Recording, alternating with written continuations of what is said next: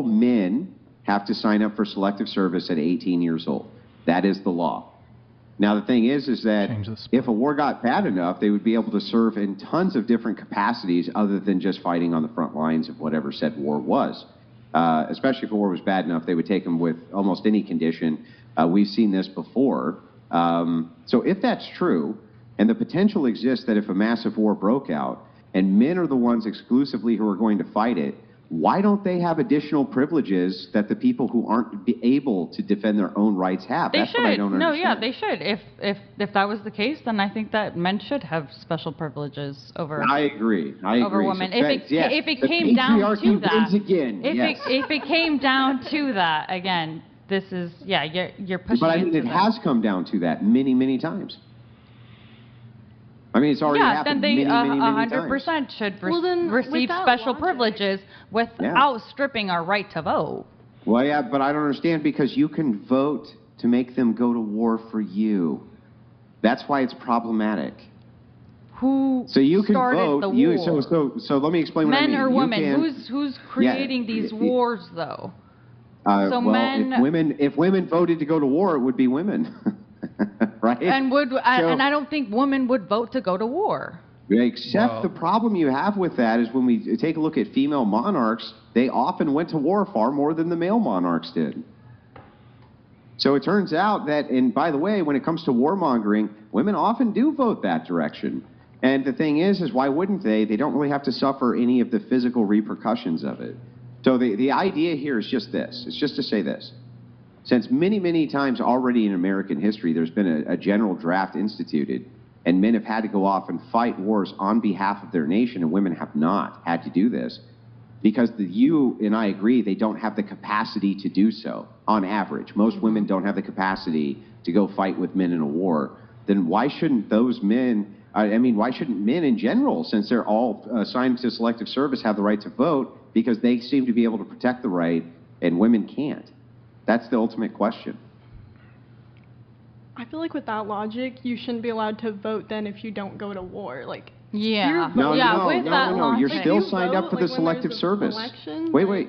You're still signed up for the selective service. The potential is only there for you to go to war. It's never there for women. If they choose not to, they never have to. There's no potential for it. So your question again is why shouldn't they have special? And I'm saying that they should. I agree. They definitely should, without stripping the right for women to vote. Okay, well then what special privileges should men get in society? I don't know. Whatever special privileges you think you deserve for... Okay, well I think that women should be able to vote, and that every man's vote should be worth double a woman's vote, because they're the defenders of the nation. But not all. You've defended the nation? Not all. Wait. Hang on. Again, so I think we're not clear here. We're talking about potentials.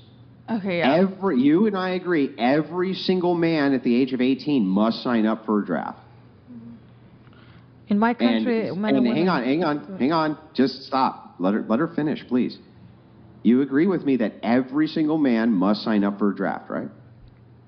I just disagree with you in the like my vote should be stripped because I'm not saying nope. You can have a vote. I'm just asking. It got to that. It got to that in the conversation. Yeah. Okay. Forget.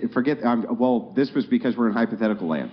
I'm just asking that men's votes are double what a woman's vote is because they have the burden of being drafted. And not all men. I would argue that it'd be the men serving. Question 1.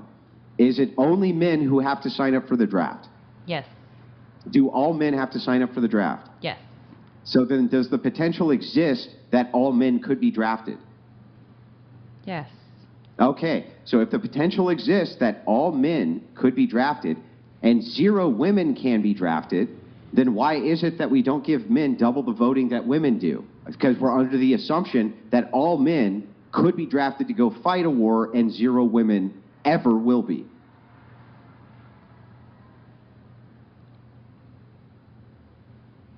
It's just I don't think that would necessarily, be the solution that we're looking for in our society, that men would get double vote. I don't know. I think if you ask men as a collective, hey, what do you think we should get for this. I don't think all their men would be like, I want a double vote over If women. men, if you were to, do you think then that if you were to, and we could run this social experiment, I think it's interesting.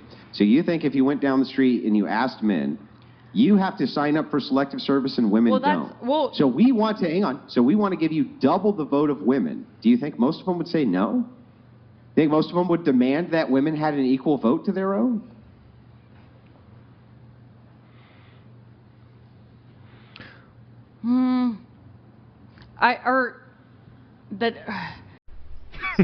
Women.